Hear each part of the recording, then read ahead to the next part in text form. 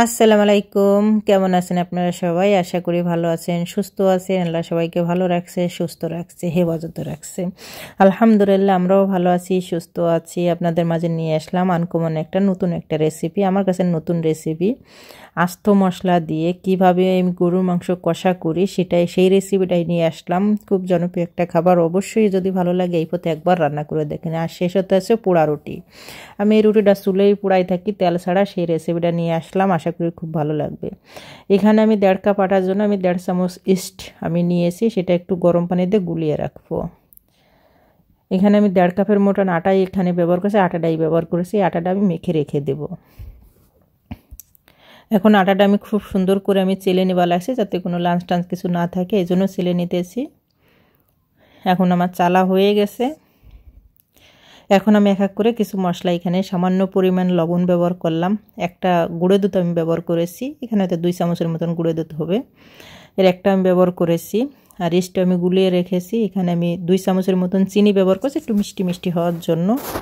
এটা আপনারা নান রুটিও বলতে পারেন, নান রুটি একটু অন্য টাইপের, কিন্তু আমি এই রুটিটা এরকম বানাই। হয়তো আপনারা তেলেও ভেজে নিতে পারেন এবং পোড়াতে পারেন।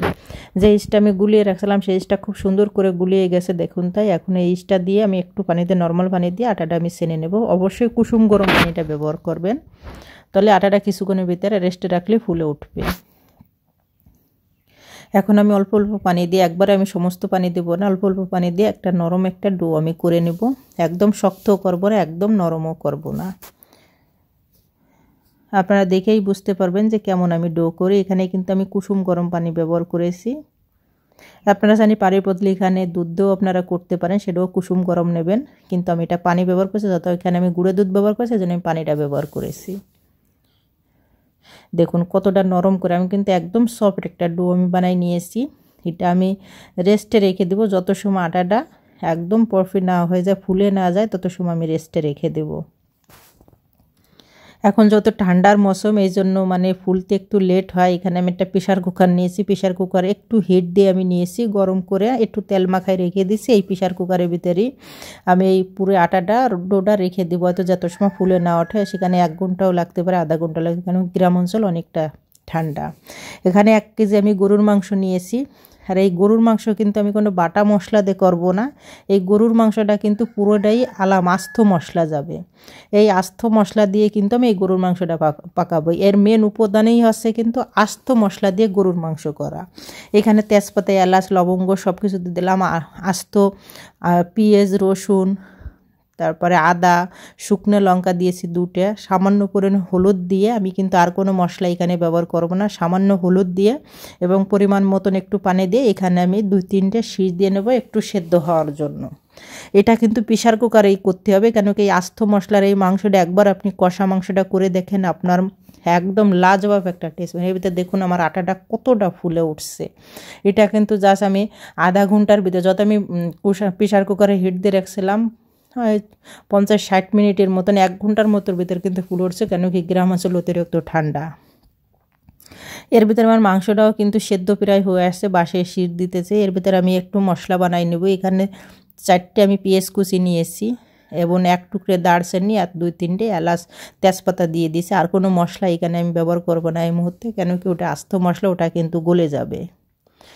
আর এই মাংসটা কিন্তু আমি রান্না শেখা হয়েছে কিন্তু আরবি কান্ট্রি থেকে, কেন কি তারা যখন মাংস রান্না করে আস্ত মাংস দিয়ে, আস্ত মশলা দিয়ে কিন্তু এই মাংসটা রান্না করে। ভুনা মাংস বলেন, তারপরে আপনারা মাংসর কারি করতে পারেন, তারপরে মাংসের কষা, তারা বিভিন্ন রকমের কিন্তু রান্না করে থাকে। ইন্ডিয়ান ভাই বোনেরা এরা কিন্তু এই পথেই কিন্তু রান্না করে থাকে। এর ভিতরে কিন্তু আমার মাংসটা পুরোপুরি কুক হয়ে গেছে, আমি পুরোটা কুক করে নেই। এখানে আমি ধরেন 70% আমি মাংসটা কুক করে নেবো, আর যতটুকু বাকি থাকবে সেটুকু আমি কষাইতে কষাইতে কুক হয়ে যাবে। এখানে আমি 2-3টে টমেটো দিয়েছি, আপনারা চাইলেই কিন্তু আলাম টমেটোরও দিয়ে দিতে পারেন প্রেশার কুকারের ভিতরে, তাতেও কিন্তু ভালো একটা রেজাল্ট পাবেন। এখানে আমি একদম লম্বা করে 2-3টে টমেটো আমি কেটে নিয়েছি, নাড়তে চাড়তে টমেটোগুলো আমার গলে যাবে। এখন আমি সুন্দর করে কষিয়ে নেব টমেটোগুলো দিয়ে।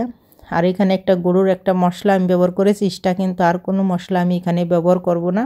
যখন বিদেশে আমি এটা রান্না করতাম তখন কিন্তু এই পথেই আমি রান্না করলাম, ভাবলাম তাহলে আপনাদের মাঝে আমি শেয়ার করি। যখন এই পথে রান্তাম আর ওই পোড়া রুটিটা আমি বানিয়ে নিতাম কড়াইতে দিয়েই।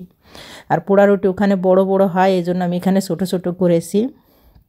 আর 1 চামচের মতন আমি জিরে গুঁড়ো ব্যবহার করেছি। আর কোনো মশলা এখানে আমি এই মুহূর্তে আর ব্যবহার করি না, যত একটা গরুর মশলা আমি ব্যবহার করেছি আর কোনোটাই। এর ভিতরে দেখুন আমার মাংসটা কত সুন্দর সেদ্ধ হয়ে গেছে, আর সমস্ত মশলা কিন্তু সেদ্ধ হয়ে গেছে, মশলাগুলো কিন্তু গলে গেছে। এই যে পানিটা রয়ে গেছে এই পানিটা কিন্তু আমরা ফেলে দেবো না, এই পানিটার দিয়ে কিন্তু আমরা বাকি মাংসটা আমরা কুক করে নিই। আপনারা চাইলে এখানে কিছুটা দই ব্যবহার করতে পারেন, বা একটু চাইলে যে একটু ফুটান্ত দুধও ব্যবহার করতেন, তাতেও কিন্তু খুব টেস্টি একটা স্বাদ পাবেন আপনারা।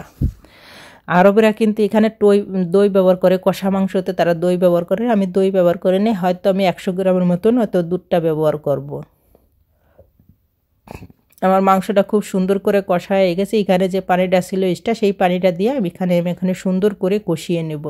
আর এর ভিতরে দেখতেই বুঝতে পারছেন যে আমার প্রতিটা মশলা কিন্তু একদম গলে গেছে।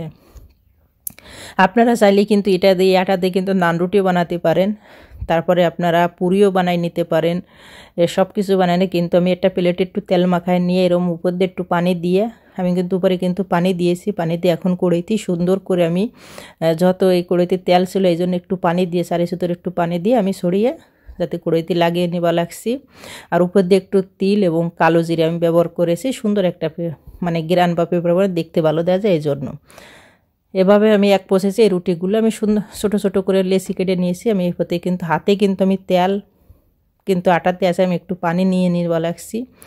দেখুন আমার এই মুহূর্তে কিন্তু কষা মাংসটা কিন্তু মাশাল্লাহ খুব সুন্দর কিন্তু কষা হয়ে গেছে। আর এই গ্রেভিটা কিন্তু মাশাল্লাহ লাজবাব কিন্তু হয়, আস্ত মশলার কিন্তু গ্রেভি খুব সুন্দর হয়।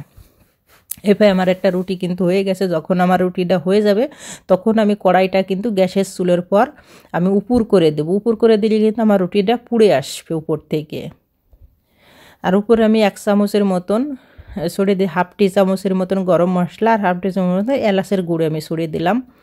দেখুন আমি কিন্তু কড়াইটা একদম পুরোপুরি উপর করে রেখেছিলাম। এই যে এই পথে আপনারা উপর করে নেবে, এর ভিতরে কিন্তু রুটিটা পুরোটা কুক হয়ে যাবে এবং পোড়া পোড়া হয়ে আসবে। এই জন্য আমি এটারে পোড়া রুটি খাই। এই কষা মাংসের সাথে কিন্তু পোড়া রুটিটা খুব পারফেক্টলি একটা টেস্ট পাওয়া যায়, খুব সুন্দর লাগে। উপর দিয়ে আমি একটু বাটার ব্রাশ করে দেওয়া লাগছি সুন্দর একটা ঘ্রাণের জন্য। দেখুন এতটা হয়েছে, তেল রয়েছে উপর থেকে কিন্তু পড়ে যায়, কি সুন্দর কুক হয়ে গেছে। উপরে 2 সাইডই খুব সুন্দর কিন্তু কুক হয়েছে। এই পথে একবার রুটি বানাই থাকেন 6-7 ঘন্টা কিন্তু সফট থাকবে, শক্ত হবে না। আর কষা মাংসটা দেখুন পারফেক্টলি আমার হয়ে গেছে, কত সুন্দর হয়েছে। আর পোড়া রুটিটা দেখুন মাশাল্লাহ লাজবাব, যার টেস্ট তো মাশাল্লাহ অসাধারণ একটা টেস্ট ছিল। আশা করি আপনাদের ভালো লাগবে। যদি ভালো লাগে লাইক কমেন্ট এবং শেয়ার করে দেবেন, চ্যানেলটা সাবস্ক্রাইব করে রাখবেন। সবাই ভালো থাকবেন, সুস্থ থাকবেন, আল্লাহ হাফেজ।